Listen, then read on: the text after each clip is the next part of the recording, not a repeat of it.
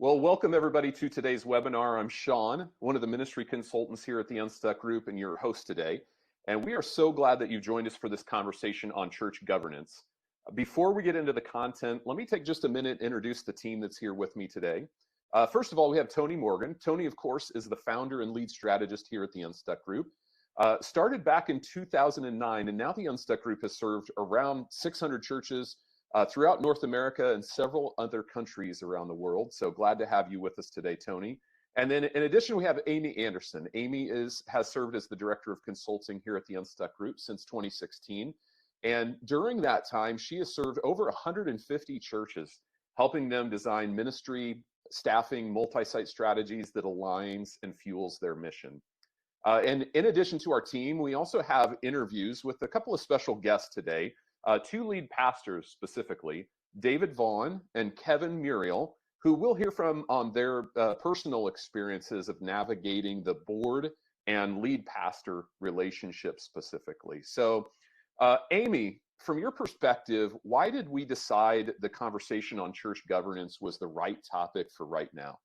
Well, Sean, I just think that the pandemic gave us a fantastic example of why it's so critical to be structured effectively for staff and lay leaders to clearly understand their roles. I just remember we have been in conversations with so many pastors who felt like their churches weren't able to be nimble and make decisions quickly enough because of the ineffective governance models. And ultimately that season, that pandemic, put a spotlight on the issues that exist in thousands of churches across the country.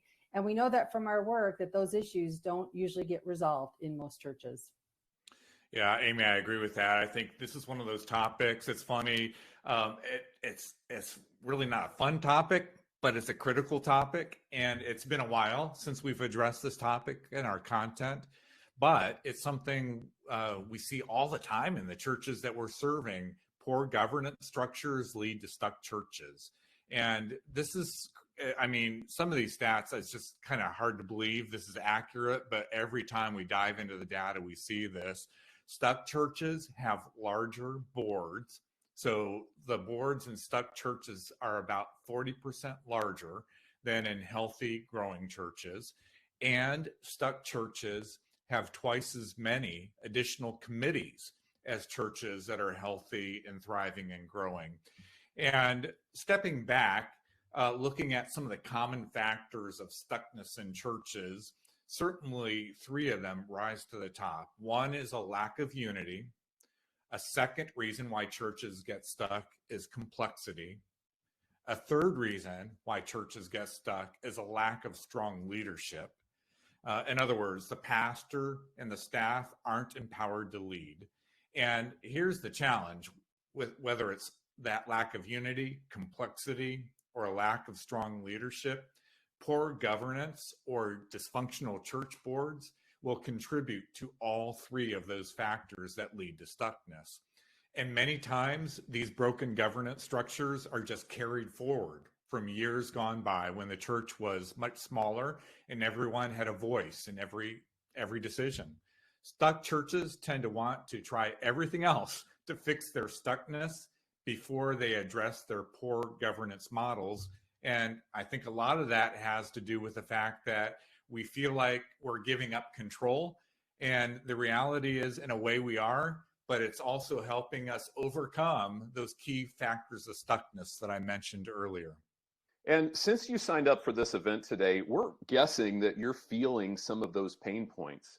So here is the decision that we want you to make today.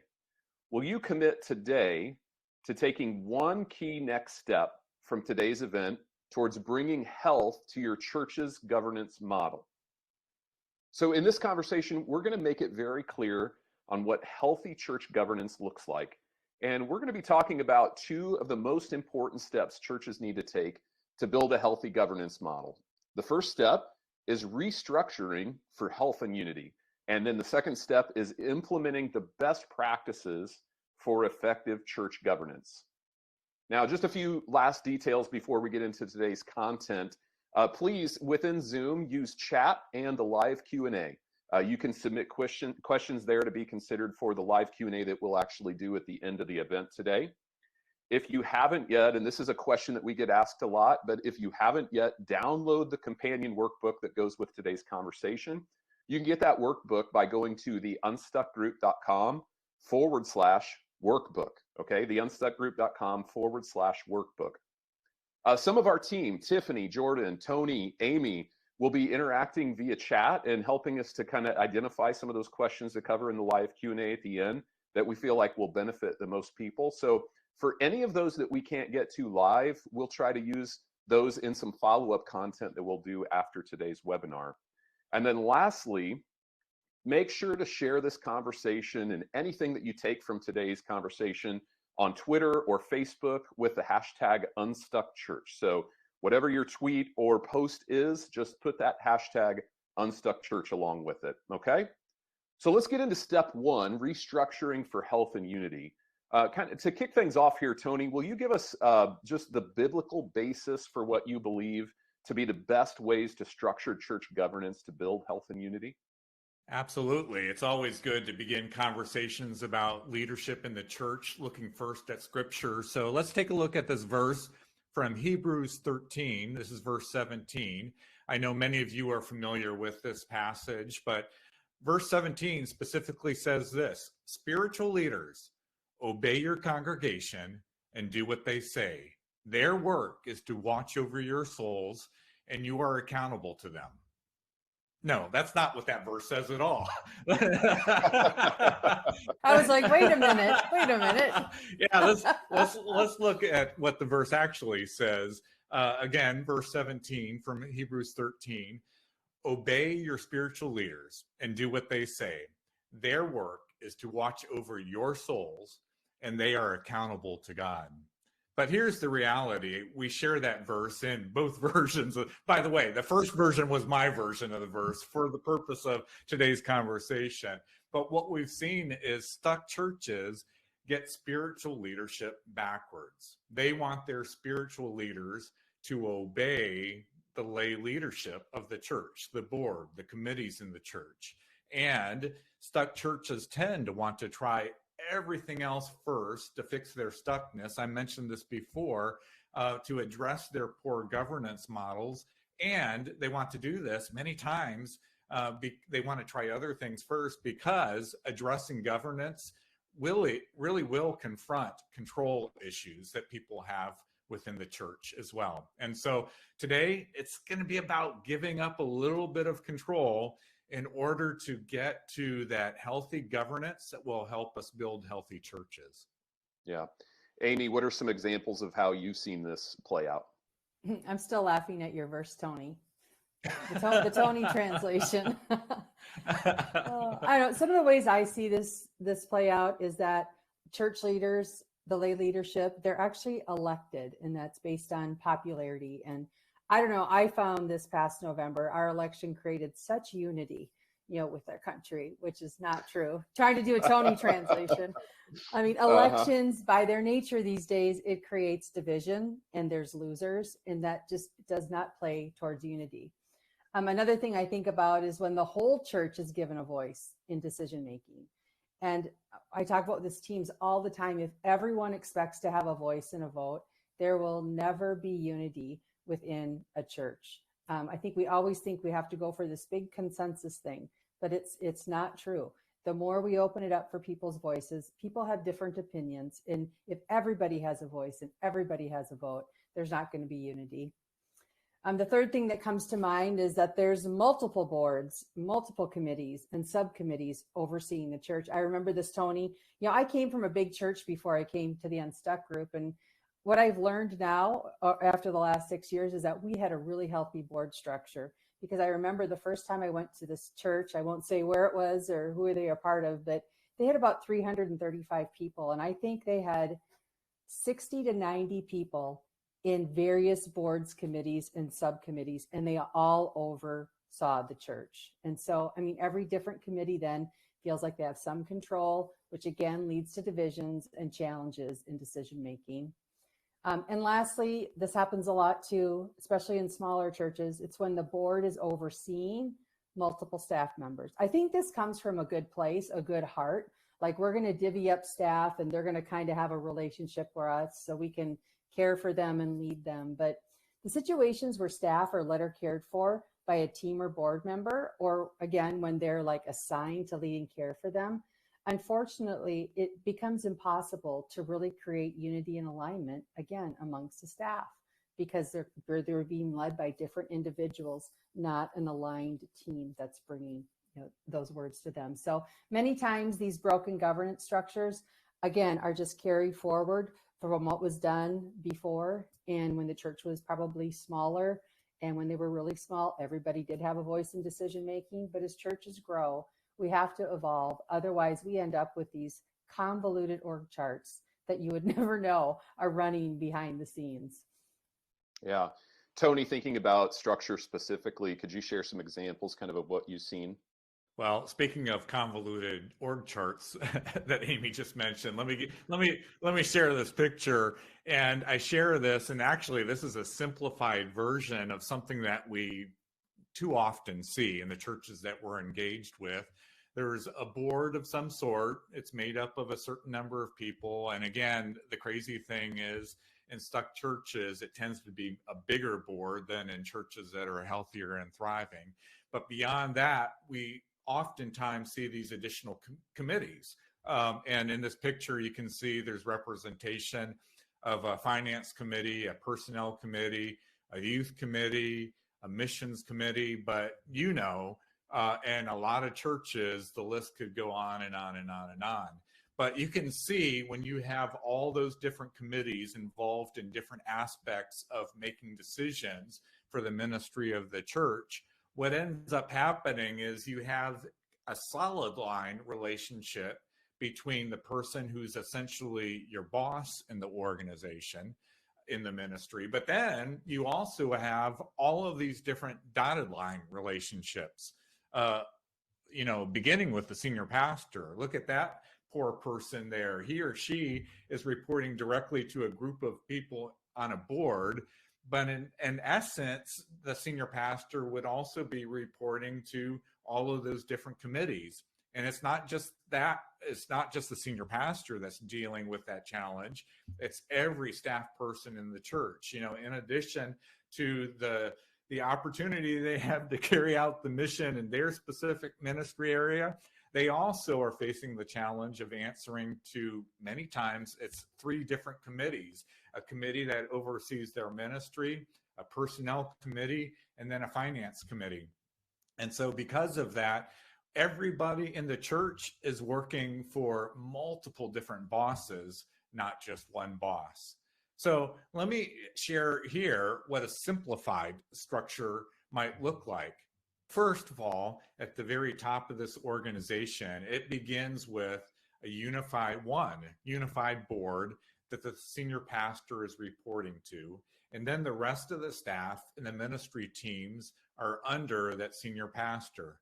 And what this simplified structure does is it just creates clear reporting structure, clear decision authority, and it really makes it easier both for the senior pastor, but I would say even more so for all of the other staff underneath the senior pastor, to have just one person that they're answering to, and then hopefully one person or one board, in the case of the senior pastor, that's providing ongoing encouragement and accountability.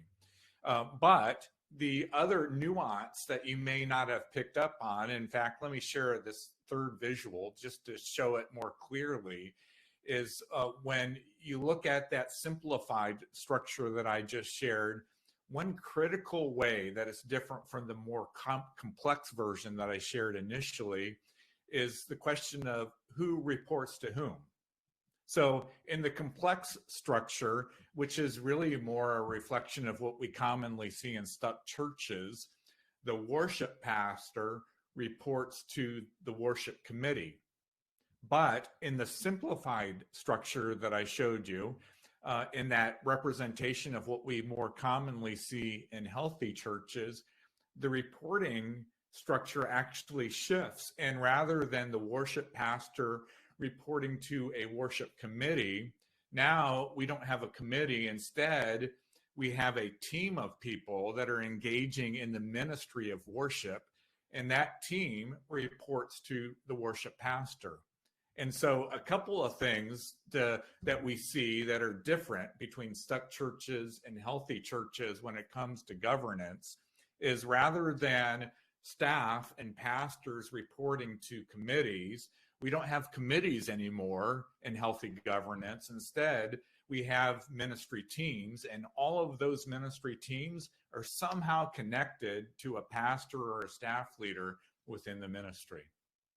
Amy, before we move on, I'm thinking of the larger churches who are tuned into today's conversation and just wondering, what are some of the most common governance structure mistakes that you see there? Yeah, it's interesting you asked that, because I think as we've been talking for the past few minutes about smaller churches, it seems like the biggest issue there is that they're getting into too many discussions, into too many decisions, getting their hands in too far where staff should actually be, overseeing those areas. Because the biggest challenge I see for larger churches is kind of just the opposite. It's almost like that board just gets too disengaged. They're not engaged in critical areas of discussion that they should be engaged in. Some large church boards, I think they just need to get closer to the ministry, closer to that lead pastor, to bring the appropriate balance of encouragement and maybe some pushback on times, bring some accountability on things. But these boards need to be close enough to the lead pastor to do that well and to do that effectively. And also, by the way, encouragement in personal health, spiritual health, their marriage, the mission, all of those boards should be close to those conversations and those discussions. But one of the things that I also say that they get too disengaged in is when it comes to succession. And I see a lot of large church boards not doing their role. This is something they need to take the lead on. They need to take the lead on succession planning, have that emergency plan ready and have that long-term plan ready. Tony, anything you'd add to that? Yeah, no, I totally agree with you. And it's not just being disengaged from the ministry, but it's not being aware of the unique challenges the senior pastor is dealing with as they're leading in larger contexts like that. And the more disengaged that board gets in a larger church, the more unaware they are of those unique challenges. And it's, in that case, Amy, it's less about the accountability, though that's important. It's really more about the encouragement that they can be offering to their senior pastor. I think if you're a church that's tuned in today and you're not governed in a simple biblical way, the natural next question for you is probably, but how do we lead a governance restructure? And that's a very good question, especially if you have some of those elements of control issues within your church. So we actually asked Pastor David Vaughan to share some of his story leading a governance model change within his church. So here's our conversation with David. Well, David, along these lines too, you mentioned earlier that you've made some changes through the years at Whitewater Crossing related to governance and the board itself and their function and roles to help facilitate health and then ultimately growth at the church. Can you give us maybe an overview of what some of those key changes look like? Yeah, it's great. And kudos to our elders at that time who started this process to get the church healthy, but to get the governance structure healthy before I even arrived. In fact, it was one of the things, honestly, Tony, it was one of the things that attracted me to the church when they were seeking me and I was candidating. They had done behind the scenes. So I think the elders have to drive this. The pastor can come along as a willing cheerleader and participant, but the sooner the elders grasp it, the better. So the first move they made was to get rid of what they called the assembly. Now, buckle your seatbelt. They had about 120 people who convene once a month in the church, members, elders, deacons, staff, good givers, trustee, they convene to do the business, to conduct the business of the church once a month. So that's where our guys started. They said, this cannot be the church working right, let alone a board working right. So they wrote the deacon board out of existence, basically. It was like the last will and testament of the deacon board. They said deacons are going to serve. They're not going to sit and vote. And the elders are going to lead this thing. And we're going to empower the pastor to do this on our behalf. So they wisely and eventually adopted what we called a modified Carver model of governance. We also came up with policies. That's why we call it policy governments. Maybe 45 policies that over a 6 to 8, 9 month period, we were able to write and then agree that this is how we're going to function, how the elders will police themselves, how David will be the pastor will be evaluated. That's always good to know. All these things. So they monitor then in a good governance system.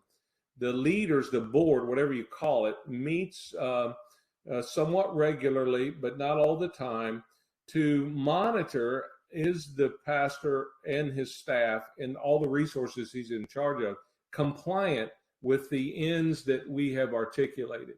So by the end, our board, basically, we would call it the 4 Ps. There was, much less business and much more ministry could be done. And we got the right guys around. We call them the Ps. The elders at the end were in charge of prayer. I'm convinced most boards do not pray. They go right to business, which is not a spiritual thing.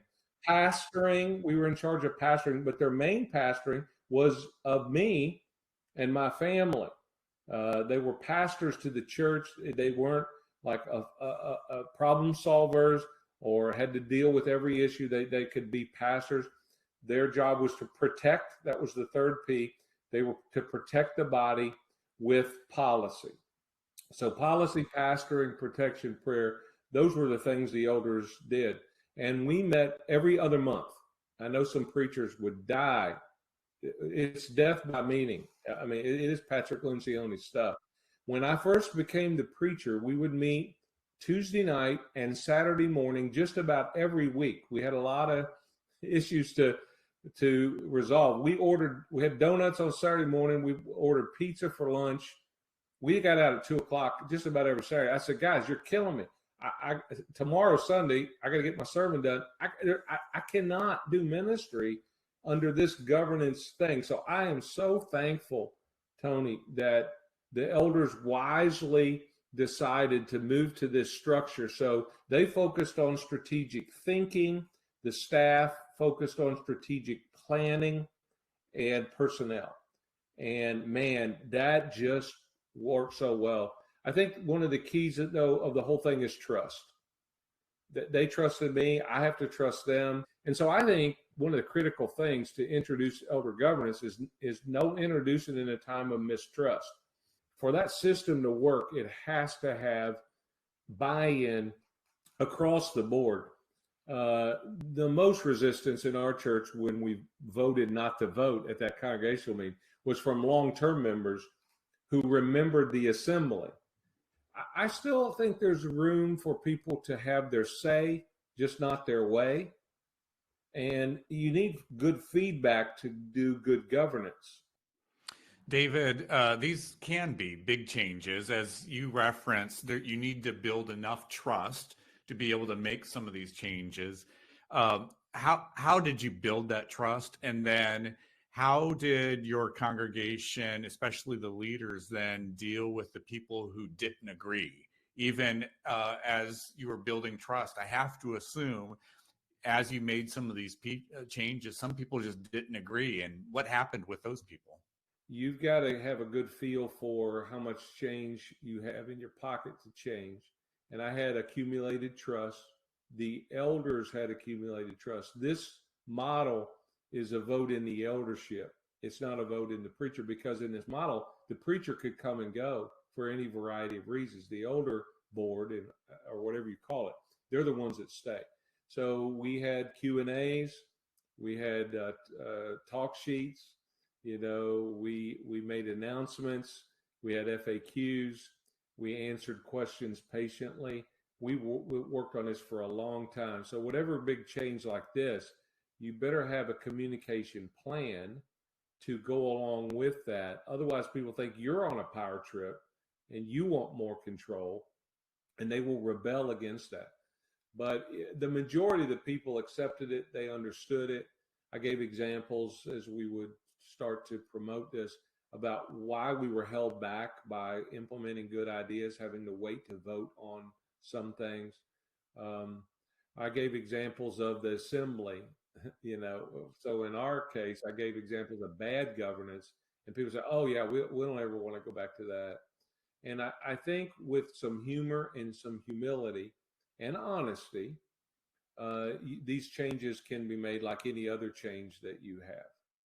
So here's the bottom line. A biblical approach to church governance prioritizes unity with a simple model, asking the pastor to provide the primary spiritual leadership for the congregation and not the other way around. So before we move on, take just about 20 seconds to reflect on what we've covered in this first step to unstuck governance. Are there any red flags that you need to note where your church is vulnerable to disunity?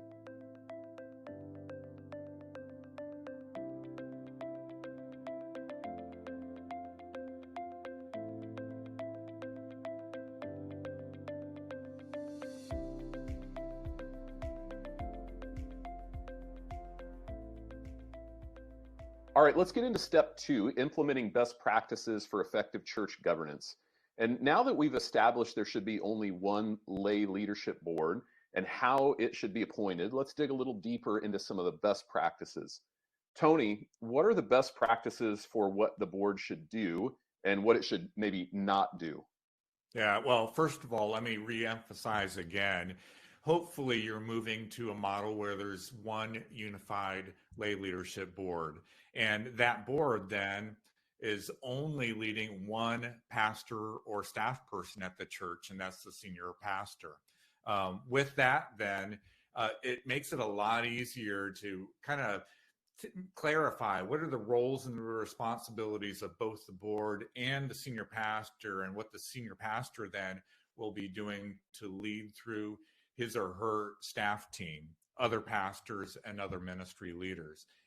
Kind of the key big picture to be thinking about is we want the board to be heavily involved in making sure that we are staying on mission, that we're moving forward with the vision that God's given our ministry, that we're holding on to the core theology and values that shape who we are as a church. But when it gets into ministry strategies and the day-to-dayness of ministry, we're going to give that responsibility to the senior pastor and the rest of the pastors and ministry team. And here's what I know, even with that change, denominations sometimes require some specific committees. Most denominations, though, also have built into how they encourage governance in their churches some flexibility so that as the church grows, even those required committee functions can be absorbed, if you will, into that one unified board. So if you have questions about that, you may want to engage with some of your denominational leaders, but don't be surprised if there are already strategies in place to help your church kind of grow the governance, clarify the governance as your ministry grows as well. Now, getting back to your specific question, Sean, there are some things. I just think boards, these are things we talk many times about, the roles that senior pastors can't delegate. These are some roles that I believe church boards should not be delegating to anybody else. And it really begins with modeling spiritual leadership to the congregation. The board, more than anybody else, should be demonstrating full devotion to Christ. And I always like to reference, this is how Paul said it, and you should imitate me just as I imitate Christ.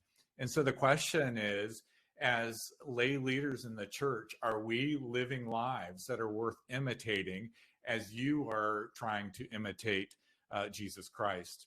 And are we also then demonstrating what it is to take steps in spiritual formation? Are we engaging in worship? Are we giving? Are we serving? Are we connecting with others? Are we reaching others? Are we practicing the spiritual disciplines? Are we actually making disciples of Jesus?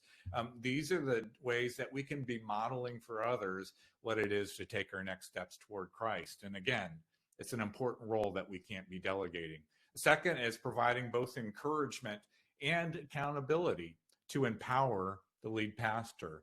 And I will say, more oftentimes I've seen boards, they tend to lean on the accountability part of that, but rarely do they commit to the encouragement part. And I will tell you, I've just had enough one-on-one conversations with senior pastors through the years. They're not short on accountability in their ministry. Usually there are dozens, if not hundreds of people that are kind of holding them accountable to what their role is as a senior pastor, but where they tend to fall short or feel the shortage is in the encouragement side. And senior pastors need both. The third role that boards can't delegate is, again, protecting the established mission and vision of the church. And so we should be asking ourselves as board members, are we making sure that the church is moving forward to accomplish the mission that God's given us? And then are we giving the senior pastor and our staff team the freedom to engage the strategies and execute the day-to-day part of ministry so that we can actually see that mission and vision fulfilled? Number 4, this is probably the most obvious one, but the board needs to make significant stewardship decisions. And I want to emphasize the significant piece of that. It's probably already established in your bylaws. It's things like the annual budget, the salary of the lead pastor. Maybe it's a land acquisition or a significant construction contract that you need to review. In all of these areas, there's a fiduciary responsibility that the board has that they can't delegate to anybody else. But I would say once that board or once that budget is established and once the senior pastor's salary is established, then we need to empower the pastor and the rest of the staff team to make those day-to-day decisions about finances and people. And so as an example, for salaries other than the lead pastors, it really should be the determination of the people who are directly managing the staff.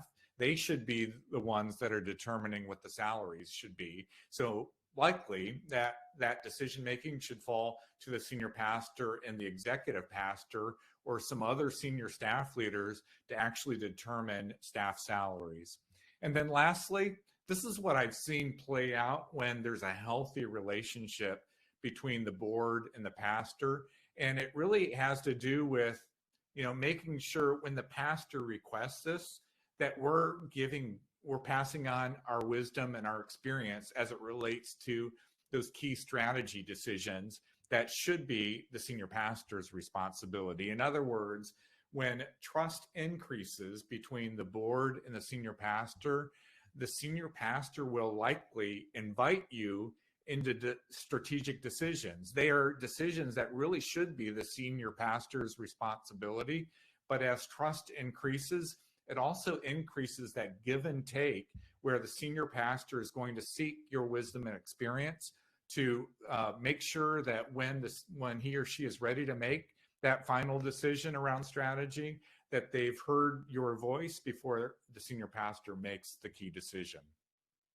That's so helpful, Tony. So many times when we talk to lay leaders who are on church boards, one of the biggest questions they have is about role clarity. And I think you really spelled that out there. So that's super helpful. Amy, what have you found to be some of the best practices for actually selecting new members of the board? Sure. Well, of course, you want to make decisions based on things like gifting, biblical qualifications. You want to make sure people are aligned with the mission, vision, beliefs of your church. And so I think you want to appoint lay leaders based on those things. And remember, don't hold elections. We already talked about that. But, the lead pastor and senior level staff members, I think those are great people to ask for recommendations of people within the church, again, that have the gifting, the biblical qualifications are aligned with what we're doing. And then having some sort of team that's actually screening the folks that are being recommended, right? And so you've got a separate team other than the board who is scanning through the various people who have been submitted, recommended. We think this would be a great person to join the board. And then I would make sure the board actually affirms the people who are on that list to come in. In fact, I would even run it by executive senior pastors. Again, we're avoiding the vote. We're trying to gather wisdom around the people who are qualified to step up into these roles. because we don't want to come up with a list of 10 the church will vote on. We really want to trim it down to the 1, 2, 3 positions that we have open. So, I guess sometimes there is a congregation vote that's required, but I would treat that vote as something that needs to be affirmed. Again, if you have one opening, you're affirming that one person. Again, avoid candidates that have to run against one another to be the voice in the segment for your church. And by the way, there's more on this in episode, I think it's 270 of our podcast, if you want to hear a little bit more around those recommendations. Yeah, very good.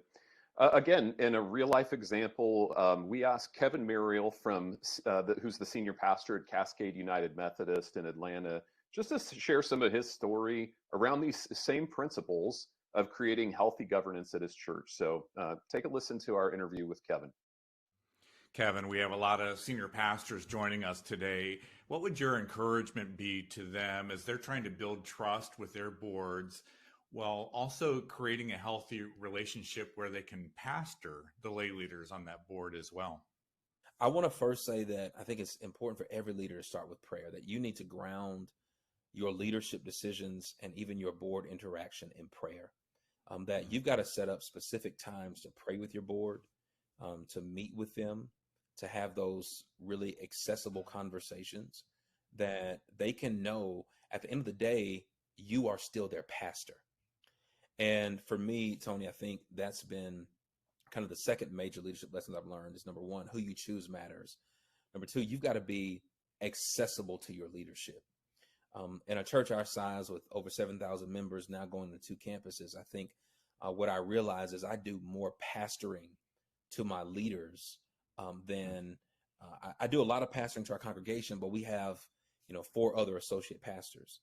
And so the bulk of my time goes into pouring into our leadership so that, having conversations with them, making sure, and we have a rule of thumb, right?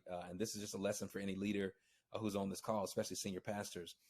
Our rule of thumb is that we don't disagree in public forum, that we hash it out behind the scenes. We talk through any details, but I don't call my leaders out in public and they don't call me out, because I think this idea of, unity in the bond of peace really is a thing, right?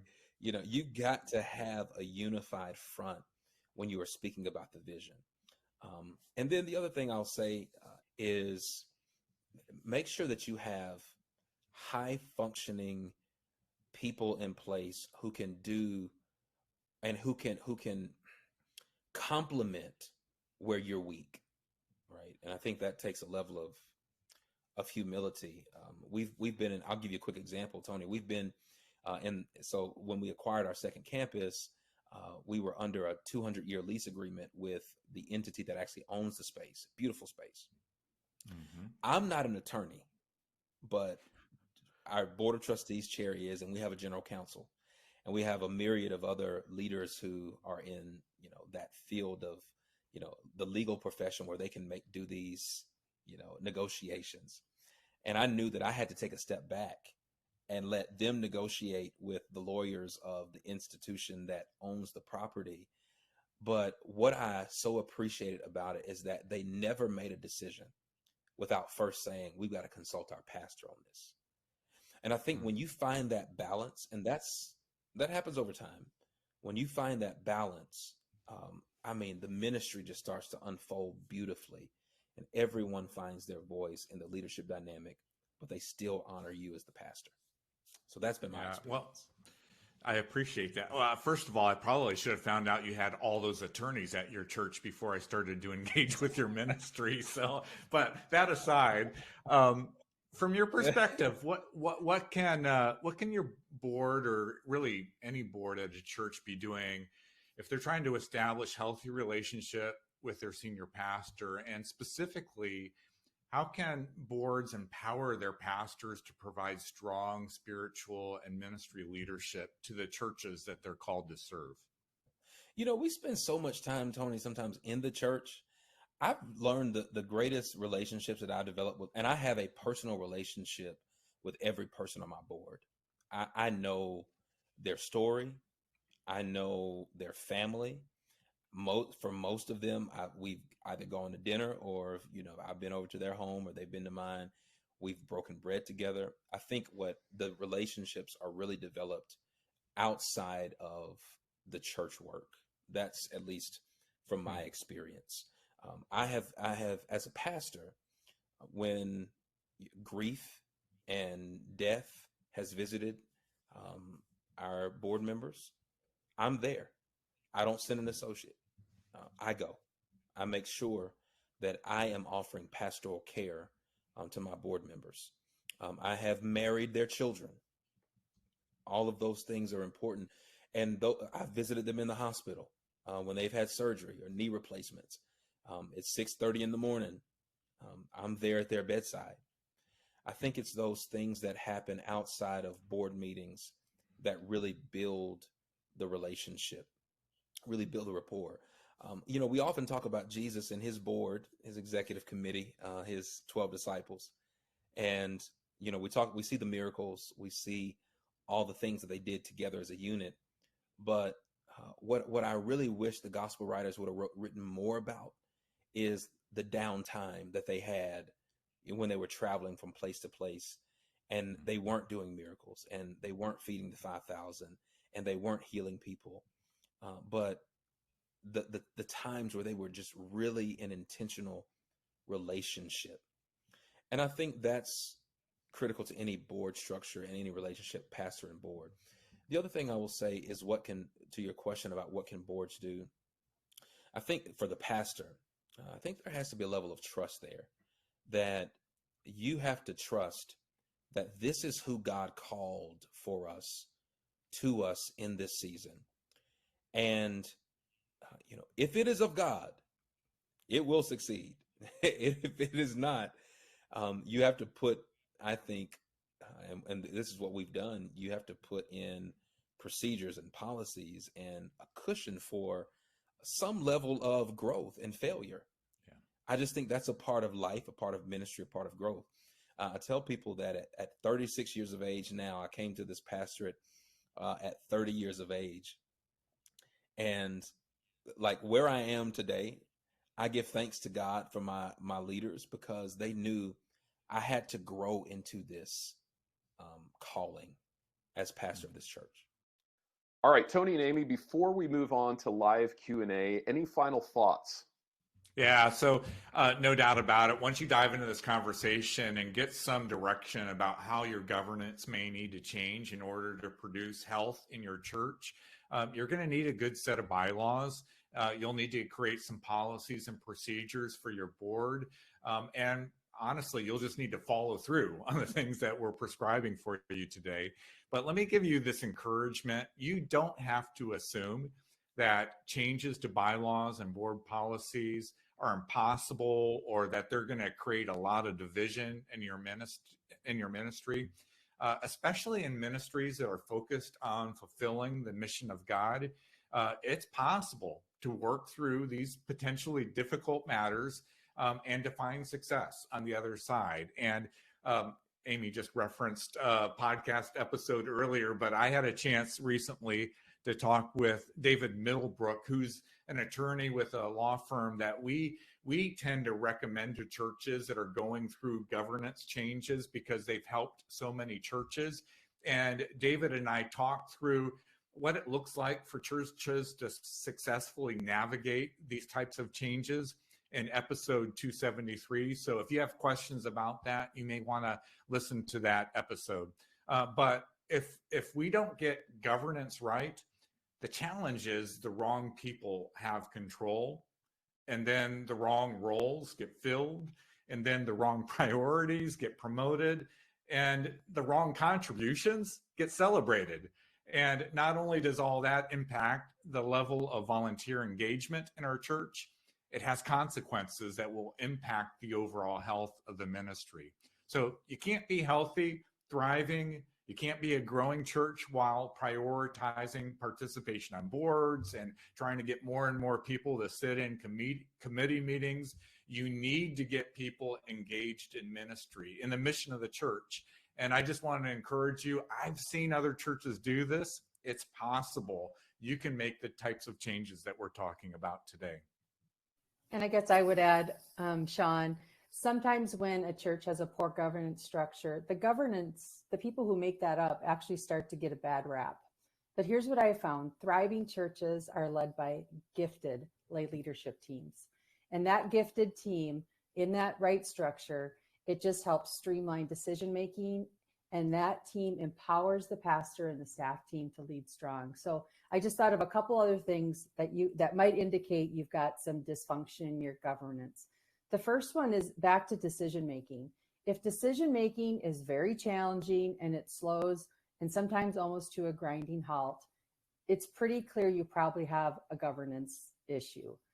If you have a lot of layers of complexity around how you gain consensus on the purpose of our church, our mission, and the vision where God's calling us to, that's probably also a governance issue.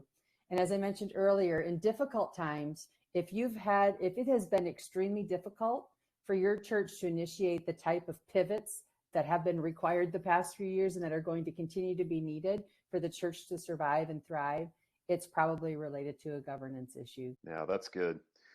Before we move on, let's take just 20 seconds again and reflect on the best practices that have been shared here.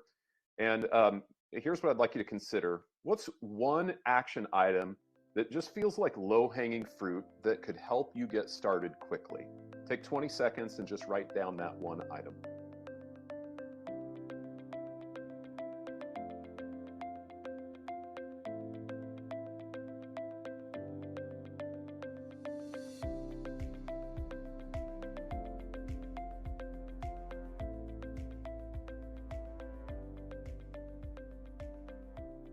All right, while we're narrowing down questions for the live Q&A, I want you to check out this short video from today's webinar sponsor, Leader. It's evident that we are living in a world, in a workplace that is changing rapidly. Employees are reassessing what they want out of their work, and leaders are faced with seemingly impossible challenges. That's why we created Leader, surprisingly simple people development software that helps you engage and grow every person on your team. Our team of onboarding specialists can get you up and running with Leader today for a lot less time and money than you think. So schedule a demo at leader.com. All right, we're going to jump into live Q&A here. And before we go to that, just a reminder that our aim for you for this event today is really to empower you, to give you the tools and the thoughts and the ideas that you need to commit to just take one key next step towards bringing health to your church's governance model. So that's our goal here for you today.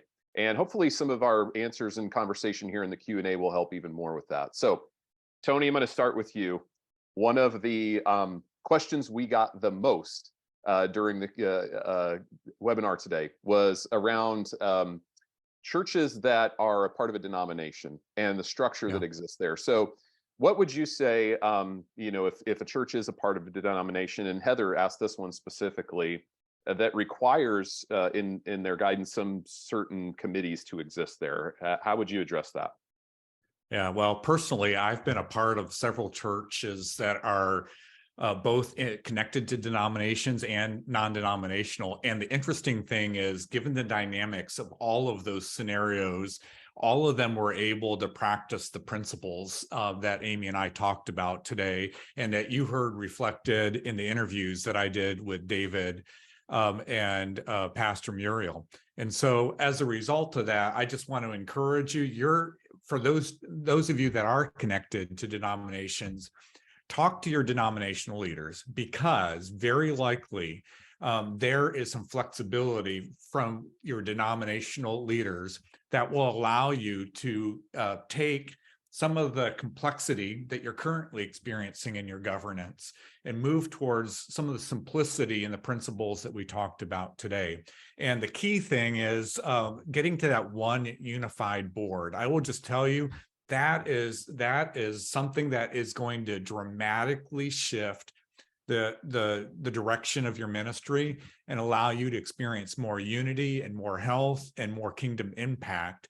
And so whatever functions you have that are currently in multiple different committees, work to try to get all of those functions combined under one unified board. Yeah. Amy, my question for you is somewhat related, and Tony started to get into this a little bit here, but Mike asked, have you ever seen a healthy structure where committees do exist? And if so, what did that look like?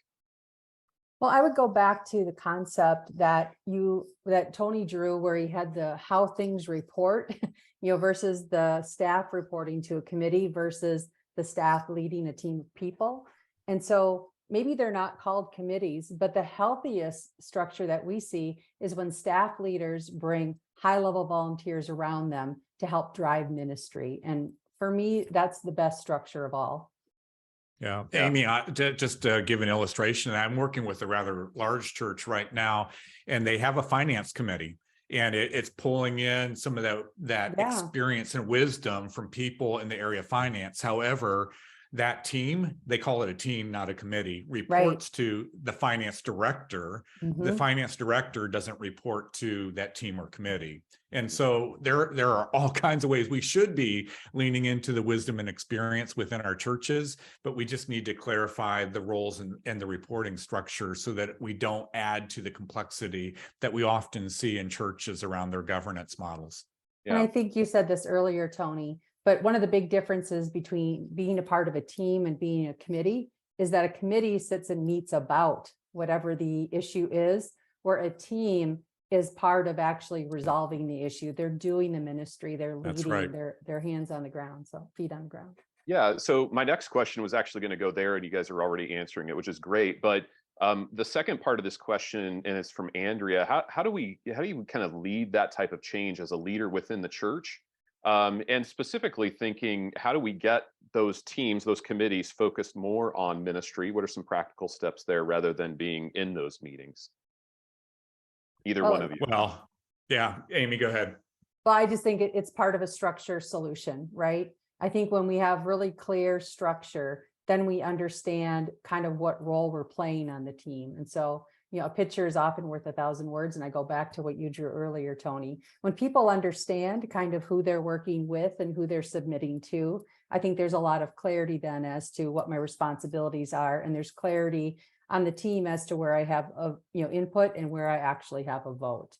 Were you going to add to that, Tony? Yeah, I would just add, God's specifically called us to be on mission. He's not called us to be sitting in meetings talking about what to do on the mission. That's right. And so the more we can just encourage, teach, celebrate when people are actually engaging the mission, using the gifts that God's given them, and then the lives that are impacted by that ministry, the more that we do that, it's going to elevate the desire to be serving rather than sitting in meetings. And that's, go ahead, Amy. Just add one more. I think the other big catalytic change you see in that structure is that one of the churches I worked with was in this situation where there were a lot of committees and there was, a session and a board, and it was just a lot of upper kind of lay leader management, to put it that way. Well, when I met with part of that team, man, they were Mustangs. These are people who wanted to make a difference and wanted to get things done.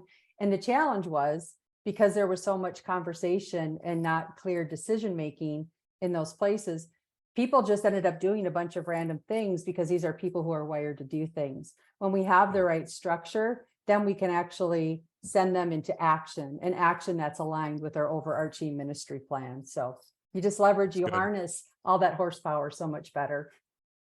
Yeah, that's very good. Thank you, guys. On to a little bit different question. Tony, I think you addressed this a little bit in chat earlier, but just recommended term limits for elders, and what does that rotation look like? Yeah, so I do think there's wisdom in making sure that there's some leadership at the board level that continues from 1 year to the next. And so 1-year terms are probably too short because you would be working with a completely new board every year. But I would not extend more than 2 to 3 years. And partly because we want the opportunity to bring fresh perspective into those leadership roles. And it's really a great way when we have rotations like that to encourage diversity on that leadership team, and specifically diversity around generations.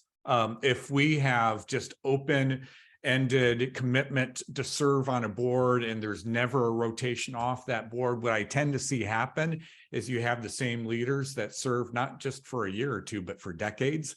And by doing so, they may be gifted leaders. I certainly love Jesus, love the ministry of the church. But what we're doing is we're kind of preventing the handoff of leadership to the next generation. And so I would encourage you have shorter terms, 2 to 3 years, and somehow create some rotation that you really do enforce, so that people have the opportunity to step off the board and new leaders have the opportunity to step in. That's good. Amy, I'm going to start this question with you, and then Tony, add your thoughts as well. Paul asked, how do we help if we're navigating this shift to maybe a one board model, less committee driven? How do we help people understand that this isn't about wrestling away power from them? This is really about health for our church and unity for our church. Yeah, well, I think that comes first with trust building, vision casting about what the structure is that you're going to. At the Unstuck group, we talk a lot about the strategic alignment pyramid. And in the middle of this pyramid is the directional level. And it really helps a church leader answer the question, where is God calling us the next 2 to 4 years? And by the way, it's built off of our theology and our mission. Those are all in the foundational, but direction is vision. Where do we think we're going? What does success look like for our church? So really our mission goals, right? If we live out our mission, well, what results would we expect to see? And then what do we think are the best strategies to get there? That encapsulates what we want the board to support and what we want them to be watching, right? Lance Witt, I've said this before, often uses this football analogy. The board shouldn't be on the field, selecting the players and making the calls. They should be up above in the box. Are we running the right direction towards the right goal? Are we staying in bounds? And so I think if a church has been in a congregational model where there's lots of input, there's lots of decision making, there's lots of consensus with the entire church, I think it starts from a place of just re-envision people around the mission. Let the pastor kind of create that vision of here's what I think God's calling us to do, that pastoral calling, here's what he's laid on my heart. And these are the ways that we're going to do that, to start to communicate in a different way with the team. To use an Andy Stanleyism, if people fill that gap with suspicion instead of trust with that lead pastor, I think that's you got to take a few steps back first, again, with some gifted, wise leaders around you to think about how do we create a communication plan that's going to help our people, fill those gaps with trust. And by the way, results will speak for themselves too. When some of the churches I've worked with that have been stuck, I had one church that spent a whole year just on governance. And a year later, they were starting to see new people come to Christ. In fact, one gal said, I did communion this weekend and I didn't recognize half the people that came forward. Awesome. Those are compelling ways that bring the congregation along as well. But it's not a microwave, right? You've got to do that work to preheat and all of that. Mm-hmm. Yeah. Tony, any thoughts you'd add to that? I can't top that. I mean, between what Amy just shared and what David shared as far as the importance of building trust, and he kind of talked through some of how he did that at Whitewater Crossing Church in Ohio. So yeah, I can't top either one of those. Good. Well, those are two very practical examples, so that's perfect. If we get into another question, I'm afraid it's going to put us over time. So we're going to keep the remaining questions for some follow-up content. So be looking for that somewhere along the way. We really appreciate everybody tuning in today. Thank you so much for this. We pray that it's been helpful for you, that it'll help lead to more health in your governance structure at your church. We will continue to post some other content, but if you have additional questions, things that you want to process with us, or things that you want to process just with anyone who was on the webinar today, use that hashtag UnstuckChurch on social media. That's a great way to get those out and continue the conversation beyond this. Of course, we'll be sending out the replay video, so look for that in the coming days so that you can share this video maybe with others on your board or others within your church who you think this may help. And if we can do anything to help you and your church, you can always reach us at theunstuckgroup.com. All right, we'll see you back on a future webinar. For everybody, have a great rest of your day.